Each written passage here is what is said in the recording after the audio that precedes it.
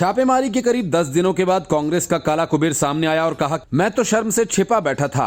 मतलब कि सारी शर्म अब उन्होंने घोल कर पी ली और सामने सियासत करने आ गए। हम बात कर रहे हैं धीरज साहू की, जिनके ठिकाने से बेशुमार दौलत जब्त की गई। धीरज साहू पूरी तैयारी के साथ मीडिया के सामने हाजिर हुए और एक झटके में ही खुद को कांग्रेस को क्लीन चिट दे दी और ये कहकर कि जो दौलत जब्त की गई है उससे न तो मेरा ही और न ही कांग्रेस का लेना देना है, सारी की सारी दौलत तो मेरे परिवार की है और जवाब भी परिवार ही देगा। धीरज साहू की इन बातों पर भले ही कोई यकीन कर ले, लेकिन आयकर विभाग को तो रत्ती भर भी यकीन नहीं और अंदाजा है कि अभी कैश और गोल्ड बचा है जो कि उनकी आंखों से ओझल है। आयकर विभाग की टीम अब उसी ओझल खजाने की खोज में जुटी हुई है। इनकम टैक्स को इस बात की आशंका है कि जमीन के भीतर भी सोना छिपाया गया और इसी को ध्यान में रखकर आईटी डिपार्टमेंट ने सोने और आभूषण के गोल्ड की तलाश के लिए हाईटेक टेक्नोलॉजी की मदद ली। आईटी विभाग की ओर से जियो सर्विलांस सिस्टम का उपयोग किया गया।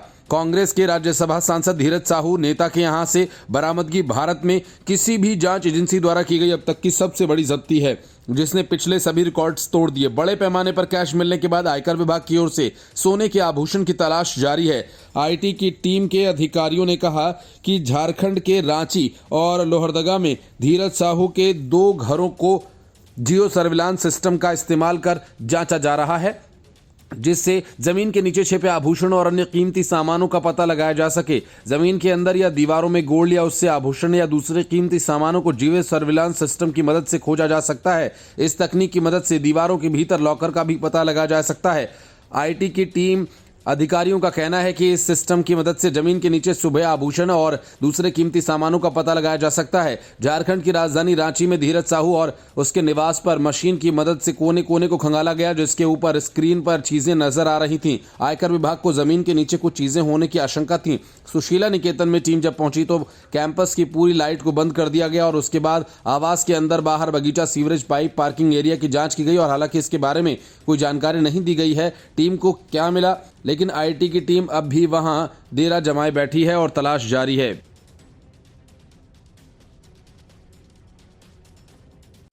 अरविंद केजरीवाल हों या ममता बनर्जी, सबकी यही चाहत है कि उनके घोटालों, रिश्वतखोरी, गबन और भ्रष्टाचार की खबर किसी को कानों कान न लगे। अगर पकड़े भी जाएं तो फिर जज भी उनके हिसाब से नियुक्त किए जाएं और इस सब को बेहद गोपनीय रखा जाए ताकि जनता को कुछ पता न चल सके।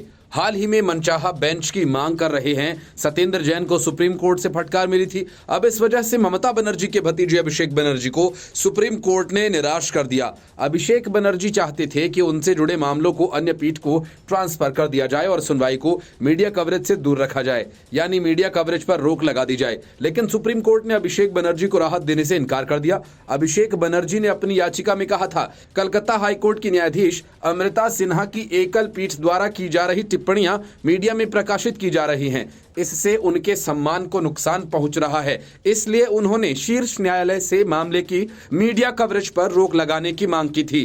बनर्जी की इस याचिका पर सुनवाई करते हुए सुप्रीम कोर्ट के न्यायाधीश संजीव खन्ना ने कहा कि हमें ऐसा कोई आदेश नहीं दे सकते। यदि कोई आवेदन हो तो कोर्ट के डिवीजन बेंच में जाएं। यह मामला पश्चिम बंगाल में सैकड़ों करोड़ रुपए के शिक्षक भर्ती घोटाला मामले से जुड़ा है। इसको लेकर भाजपा आईटी सेल के प्रमुख अमित मालवीय ने बनर्जी पर कटाक्ष किया। अमित मालवीय ने सोशल मीडिया साइट एक्स पर लिखा कि पश्चिम बंगाल की मुख्यमंत्री ममता बनर्जी के भतीजे अभिषेक बनर्जी चाहते थे कि मीडिया पर लगाम लगाई जाए ताकि वे भर्ती घोटाला मामले में हाईकोर्ट की कार्यवाही पर रिपोर्ट न कर सकें। सुप्रीम कोर्ट ने याचिका खारिज कर दी। आप चोरी करते हैं लेकिन नहीं चाहते कि दुनिया को पता चले, सुविधाजनक। इस मामले में 12 दिसंबर 2023 को सुनवाई के दौरान जस्टिस अमृता सिन्हा ने अभिषेक बनर्जी और उनकी पत्नी रुचिरा की संपत्ति को लेकर भी सवाल किया था। जस्टिस सिन्हा ने प्रवर्तन निदेशालय से पूछा था कि अभिषेक बनर्जी और उनकी पत्नी के आय के स्रोत की जांच की गई है या नहीं। जस्टिस सिन्हा ने कहा था कि दस्तावेजों से पता चलता है कि उनके अधिकतर बड़ी संपत्तियां 2014 के बाद की हैं। इतने कम समय में इतनी बड़ी संपत्ति। जस्टिस अमृता सिन्हा ने अभिषेक बनर्जी, उनकी मां लता बनर्जी, पत्नी रुचिरा और लीप्स एंड बाउंड्स के बाकी निदेशकों को संपत्ति के दस्तावेज जमा करने की अनुमति दी थी। अभिषेक बनर्जी ने उस आदेश को चुनौती दी और न्यायमूर्ति सोमेन सेन और न्यायमूर्ति उदय कुमार की खंडपीठ के पास गए डिवीजन बेंच ने जस्टिस अमृता सिन्हा के आदेश के अधिकांश हिस्से को बरकरार रखा। इसके बाद बनर्जी सुप्रीम कोर्ट पहुंचे थे। इस याचिका को सुप्रीम कोर्ट ने 8 दिसंबर 2023 को खारिज कर दिया था। सुप्रीम कोर्ट ने कलकत्ता हाई कोर्ट के आदेश में हस्तक्षेप करने से साफ मना कर दिया। सुप्रीम कोर्ट के जस्टिस संजीव खन्ना की बेंच ने कहा कि जस्टिस अमृता सिन्हा की सिंगल बेंच और जस्टिस सोमेन सेन की डिवीजन बेंच के आदेश में वे कोई हस्तक्षेप नहीं करेंगे।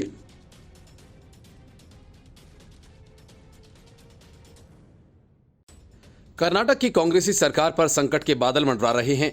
जेडीएस नेता एचडी कुमारस्वामी ने हाल ही में कहा था कि कांग्रेस की सरकार जल्द ही गिरने वाली है। एक मंत्री की अगुवाई में कांग्रेस के 50 से 60 विधायक महाराष्ट्र की तरह बगावत करेंगे और फिर बीजेपी की सरकार बन जाएगी। लेकिन तब कुमारस्वामी ने ये नहीं बताया कि आखिर सरकार गिरेगी कब। लेकिन अब एचडी कुमारस्वामी ने वो तारीख भी बता दी और संख्या भी, जब कांग्रेस में बगावत होगी। लोकसभा चुनाव के बाद कर्नाटक में कांग्रेस सरकार गिरने का दावा करते हुए कहा कि राज्य सरकार के एक शीर्ष मंत्री केंद्र में भाजपा नेताओं के साथ बातचीत कर चुके हैं और वे लोकसभा चुनाव के बाद कई विधायकों के साथ बीजेपी में शामिल होंगे। हाल ही में कुमारस्वामी ने कहा कि उनके पास जानकारी है कि एक कांग्रेस मंत्री ने भाजपा के वरिष्ठ नेताओं से बातचीत कर आश्वासन दिया है कि लोकसभा चुनाव के बाद वे 50 विधायकों के साथ बीजेपी ज्वाइन करेंगे। उन्होंने 6 महीने का समय इसलिए मांगा ताकि वे 50 या 60 विधायकों को अपने साथ जोड़ सकें। हालांकि उन्होंने कांग्रेस में मंत्री का नाम नहीं बताया। कुमारस्वामी ने कहा कि लोकसभा चुनाव के बाद कुछ भी हो सकता है। महाराष्ट्र में जो हुआ वैसा ही कुछ यहां भी हो सकता है। कोई भी पार्टी के प्रति ईमानदार या प्रतिबद्ध नहीं है। वह नेता अपने व्यक्तिगत लाभ का ध्यान रखेंगे। राजनीति में ऐसा हमेशा होता आया है। सामाजिक आर्थिक सर्वेक्षण का जिक्र करते हुए कुमारस्वामी ने कहा कि मुख्यमंत्री जाति जनगणना के नाम पर लोगों को विभाजित करने की कोशिश कर रहे थे। इसके अलावा अल्पसंख्यकों के विकास के लिए सीएम के 10,000 करोड़ के आश्वासन की निंदा करते हुए कुमारस्वामी ने कहा कि वे मुसलमानों के लिए धन उपलब्ध कराने के विरोध में नहीं हैं, लेकिन हिंदुओं का क्या? सभी हिंदू ऊंची जाति के नहीं हैं, दलित और गरीब भी हैं। उनके बारे में क्या? खोपरा की कीमतों में गिरावट पर कुमारस्वामी ने कहा कि हसन, तुमकुर और अन्य जिलों में नारियल उत्पादों के कीमत में गिरावट के कारण नुकसान हुआ है। राज्य सरकार ने केवल 1,200 प्रति क्विंटल के समर्थन मूल्य की घोषणा कर नारियल उत्पादों के साथ भिखारियों जैसा व्यवहार किया। उन्होंने कहा स्वास्थ्य समस्याओं के बावजूद वह विधानसभा सत्र के बाद मुद्दे पर राज्य और केंद्र दोनों को जगाने के लिए अरासीकेरे से तुमकुर तक पदयात्रा निकालेंगे। संसद की सुरक्षा में सेंध लगाने वालों के पक्ष में कांग्रेस खुलकर सामने आ गई है। राहुल गांधी और मल्लिकार्जुन खड़गे इसी बहाने अपने चुनावी हार के जख्मों को भरने में लगे हुए हैं। इसलिए राहुल गांधी ने सुरक्षा की सेंध के लिए पीएम मोदी और बेरोजगारी को जिम्मेदार बता दिया, तो मल्लिकार्जुन खड़गे गलत तथ्यों का सहारा लेकर पीएम मोदी और बीजेपी पर हमलावर हो गए। मल्लिकार्जुन खड़गे जिस मनोरंजन देवराज को इंजीनियर बता रहे हैं, वो इंजीनियर की जगह कुछ और निकला। सुरक्षा उल्लंघन पर अपनी टिप्पणी में राहुल गांधी ने इसके लिए प्रधानमंत्री नरेंद्र मोदी की नीतियों को दोषी ठहराया। उन्होंने आरोप लगाया कि उनके कारण देश में बेरोजगारी और मुद्रास्फीति में इजाफा हुआ है। राहुल ने कहा कि लोकसभा में सुरक्षा उल्लंघन क्यों हुआ? बेरोजगारी इस समय देश का सबसे बड़ा मुद्दा है। मोदी जी की नीतियों का कारण भारत के युवाओं को नौकरी नहीं मिल पा रही। उल्लंघन तो जरूर हुआ, लेकिन इसके पीछे बेरोजगारी और महंगाई ही कारण है। कांग्रेस प्रमुख मल्लिकार्जुन खड़गे ने सुरक्षा उल्लंघन को लेकर केंद्रीय गृह मंत्री अमित शाह पर कटाक्ष करते हुए कहा कि वे केवल मीडिया से बात करते हैं, लेकिन सदन में इस मामले पर बयान नहीं देते। शाह के इस दावे के बारे में पूछे जाने पर विपक्षी दल संसद सुरक्षा उल्लंघन का रणनीतिकरण कर रहे हैं। खड़गे ने कहा कि वे कांग्रेस का नाम लेकर वोट मांगते हैं, नेहरू जी और गांधी जी को गाली देकर वोट लेते हैं। मनोरंजन देवराज ने इंजीनियरिंग की पढ़ाई छोड़ दी थी और हासन के अपने गांव में रहता था। आसपास के लोगों से अलग रहना उसकी आदत थी और उसके पिता उसको लेकर झूठे दावे किया करते थे। जांच एजेंसी के मुताबिक मनोरंजन देवराज बैंकॉक के रास्ते 2014 में कंबोडिया गया था। यह खुलासा उसके इंटरनेशनल ट्रैवल रिकॉर्ड से हुआ। सूत्रों का कहना है कि देवराज के माता पिता का कहना है कि वह कंबोडिया में यूएएन जैसी संस्था के लिए वॉलंटियरिंग का काम करता था। हालांकि संस्था का नाम पुष्ट नहीं हो पाया। सुरक्षा एजेंसी इस बात का पता लगा रही हैं कि आखिर देवराज किस विचारधारा से प्रभावित था और संसद में घुसकर ऐसी वारदात को अंजाम देने का आइडिया उसके दिमाग में कैसे आया। मनोरंजन के पिता देवराज के मुताबिक वे अक्सर किताबें पढ़ा करता था। पिता के मुताबिक वह छात्र नेता था और सोसाइटी में बदलाव लाना चाहता था। पुलिस से पूछताछ में देवराज के परिवार ने यह भी बताया कि दूसरा आरोपी सागर शर्मा एक बार उनके घर उनके बेटे से मिलने आया था। इंटेलिजेंस ब्यूरो की टीम 2 दिन पहले ही मैसूर में देवराज के घर पहुंची थी और उसकी गतिविधियों की जानकारी ली थी। इलेक्ट्रॉनिक गैजेट्स की भी पड़ताल की थी। पुलिस सूत्रों के मुताबिक देवराज बहुत कम बातचीत करता था, पड़ोस के लोगों से भी किसी तरह का कोई संपर्क नहीं रखता था। वह मैसूर के अलावा कर्नाटक के हासन में ज्यादा वक्त बिताया करता था, जहां उसके परिवार की 10 एकड़ खेती की जमीन है। देवराज के पिता अपने पड़ोसियों से बताया करते थे कि उनका बेटा इंजीनियरिंग ग्रेजुएट है। अरविंद केजरीवाल अपने खास दोस्तों मनीष सिसोदिया और संजय सिंह को लेकर मीडिया के सामने अक्सर चिंता जताते रहते हैं, लेकिन अब वे 10 दिनों तक इन दोनों को भूलकर विपश्यना शिविर में जाने की तैयारी में हैं। 10 दिन तक वे न तो मनीष सिसोदिया को याद करेंगे और न ही संजय सिंह को, क्योंकि वहां मीडिया नहीं होगी। खैर, इधर शराब घोटाला में फंसकर महीनों से तिहाड़ जेल का दौरा कर रहे मनीष सिसोदिया को एक बार फिर सुप्रीम कोर्ट ने तगड़ा झटका दे दिया है। असल में सुप्रीम कोर्ट ने जब मनीष सिसोदिया की जमानत याचिका खारिज कर दी, तब उनके पास कोई दूसरा रास्ता नहीं बचा था, लेकिन उनके काबिल वकीलों ने एक रास्ता खोज निकाला। पुनर्विचार याचिका और पुनर्विचार याचिका को लेकर वे मुंह उठाए सुप्रीम कोर्ट जा पहुंचे, लेकिन कोर्ट ने उनकी पुनर्विचार याचिका को ही खारिज कर दिया। असल में मनीष सिसोदिया ने सुप्रीम कोर्ट के फैसले को चुनौती देने की कोशिश की थी। कोर्ट ने 30 अक्टूबर के फैसले में सिसोदिया की जमानत याचिका खारिज कर दी थी। अपने ताजा आदेश में जस्टिस संजीव खन्ना और SVN भट्टी की पीठ ने कहा कि हमने समीक्षा याचिकाओं और उनके समर्थन में आधारों का सावधानी पूर्वक अध्ययन किया है। हमारी राय में 30 अक्टूबर 2023 के फैसले की समीक्षा का कोई मामला नहीं बनता। इसके अलावा कोर्ट ने पुनर्विचार याचिकाओं की मौखिक सुनवाई की प्रार्थना को भी अस्वीकार कर दिया है।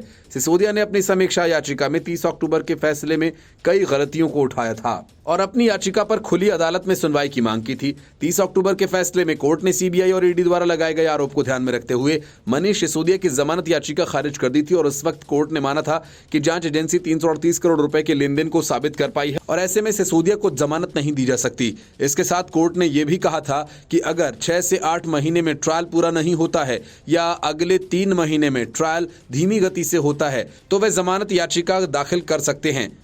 याचिका खारिज होने के साथ यह पूर्व डिप्टी CM के लिए सुधारात्मक याचिका दायर करने का रास्ता खुला है, जो न्यायिक आदेश की शुद्धता को चुनौती देने के लिए एक वादी के लिए उपलब्ध अंतिम कानूनी उपाय है। इस तरह की सुधारात्मक याचिका केवल असाधारण परिस्थितियों में ही दायर की जा सकती है, ताकि किसी गंभीर गलती या ऐसे फैक्ट को उजागर किया जा सके जो फैसला देते समय न्यायाधीशों के ध्यान से बच गया हो। Bureau report, news of India. संसद में घुसपैठ मामले को लेकर कांग्रेस के राहुल गांधी और मल्लिकार्जुन खड़गे ने सीधे सीधे PM मोदी के खिलाफ मोर्चा खोल दिया और दोनों ने चुनावी हार की अपनी भड़ास PM मोदी पर निकालनी शुरू कर दी।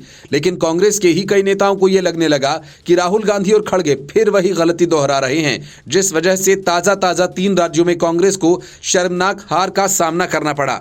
पार्टी की आंतरिक बैठकों में इस बात पर चर्चा की जा चुकी है कि PM मोदी के खिलाफ बिना किसी तथ्य के हमलावर रवैया पार्टी को डूबेगा, लेकिन PM बनने के लिए बेताब राहुल गांधी के अंदर भरा PM मोदी को लेकर जो नफरत हर मौके बेमौके बाहर आ ही जाता है।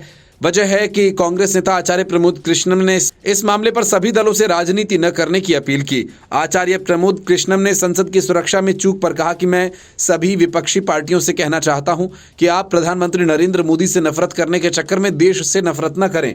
महंगाई बढ़ना और बेरोजगारी देश की समस्या है, लेकिन उसकी वजह से संसद में हमला करना उचित नहीं है। सभी लोगों को संसद पर हमले की आलोचना करनी चाहिए, लेकिन राहुल गांधी महंगाई और बेरोजगारी के लिए PM मोदी को जिम्मेदार बताते हुए अपराधियों का बचाव करने लगे। मतलब कि राहुल गांधी एक बार फिर गलत पिच पर बैटिंग करने उतर गए। संसद में कूदने वालों पर बड़ा आरोप लगाते हुए आचार्य ने कहा कि मुझे लगता है कि ये नक्सली हैं। मुझे लगता है कि वह नौकरी मांगने नहीं गए थे, उनका उद्देश्य कुछ और था। जो लोग उनको क्रांतिकारी साबित करने की कोशिश कर रहे हैं वह देश के साथ पाप कर रहे हैं। देश उनको कभी माफ नहीं करने वाला। संसद सभी की है, ये ना तो मोदी की है ना किसी पार्टी विशेष की। संसद पर 2001 में किए गए आतंकवादी हमले की बरसी के दिन सुरक्षा में सेंधमारी की बड़ी घटना उस वक्त सामने आई जब लोकसभा की कार्यवाही के दौरान दर्शक दीर्घा से 2 लोग सदन के भीतर कूद गए। इसके बाद उन्होंने केन से पीले रंग का धुआं फैला दिया। घटना के दोनों को पकड़ लिया गया था। इस मामले पर कांग्रेस सांसद राहुल गांधी समेत कई विपक्षी नेताओं ने सरकार को घेरा।